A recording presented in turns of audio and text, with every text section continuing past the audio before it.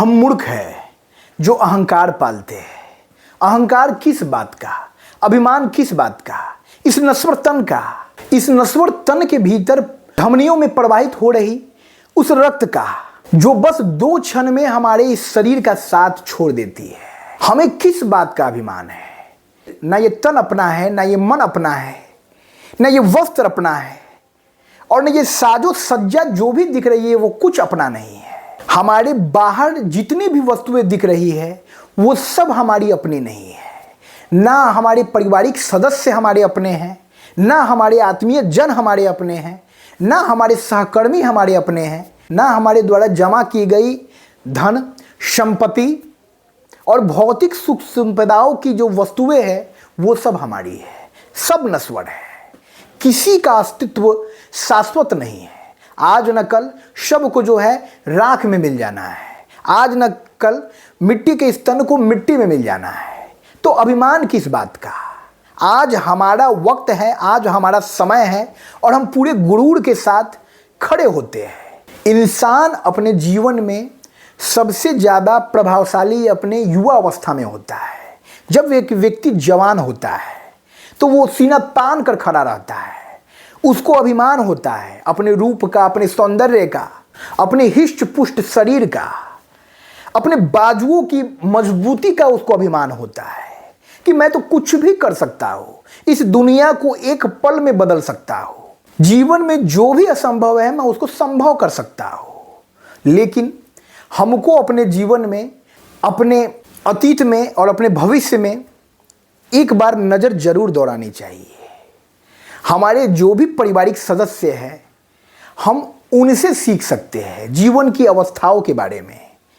हमारे जो पिता है हम उनको देखकर अपने आने वाले जीवन के विषय में सोच सकते हैं। हमारे जो दादा हैं हम उनको देख के अपने आने वाले बुढ़ापे के जीवन में होने वाले कष्टों के बारे में समझ सकते हैं। हम अपने बच्चों को देखकर अपने बचपन के दिनों में जा सकते हैं कि देखिए वो कितने अबोध हैं और वो कितने कमज़ोर हैं।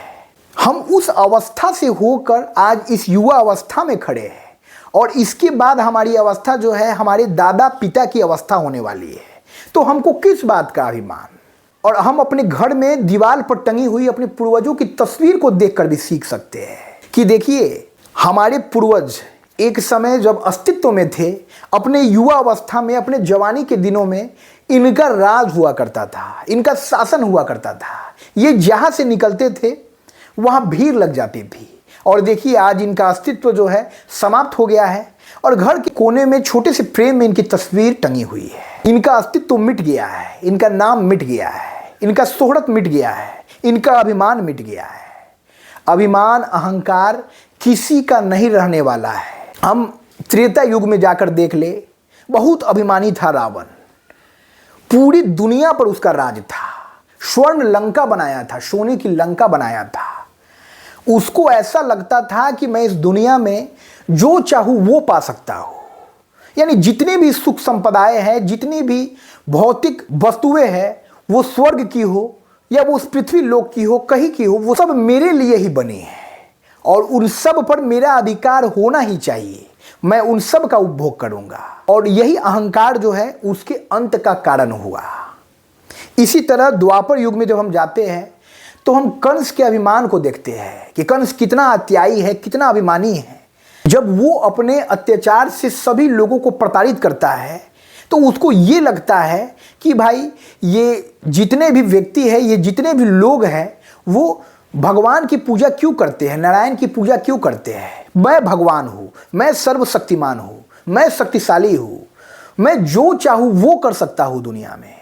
लेकिन समय के साथ, वक्त के साथ उसका भी अभिमान खंडित होता है, उसका भी अहंकार समाप्त होता है और वो भी जो है धूल के इन कणों में समाहित हो जाता है। यही हमारा अस्तित्व है। हम कितने भी बड़े बन ले, हम कितने भी महान खुद को साबित कर ले, लेकिन अंत वही है। अंत तो राख होना ही है, अंत तो इस धूल में समाहित होना ही है। तो फिर किस बात का अभिमान, किस बात का आकर?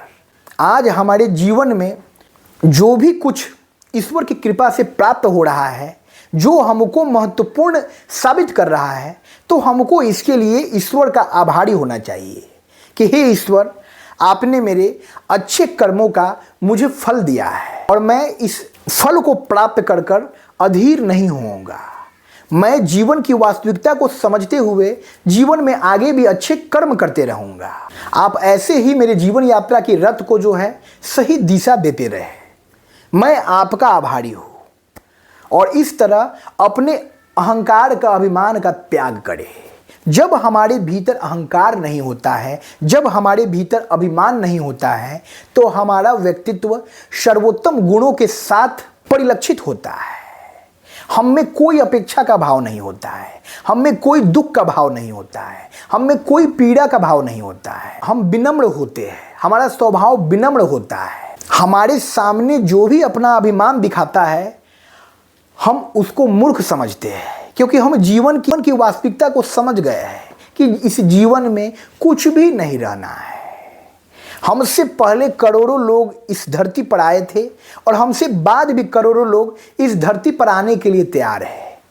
हम एक पंक्ति में लगे हुए हैं, हम उस पंक्ति में शामिल हैं जिस पंक्ति से होकर धीरे धीरे इंसान मृत्यु की ओर कूच कर रहे हैं।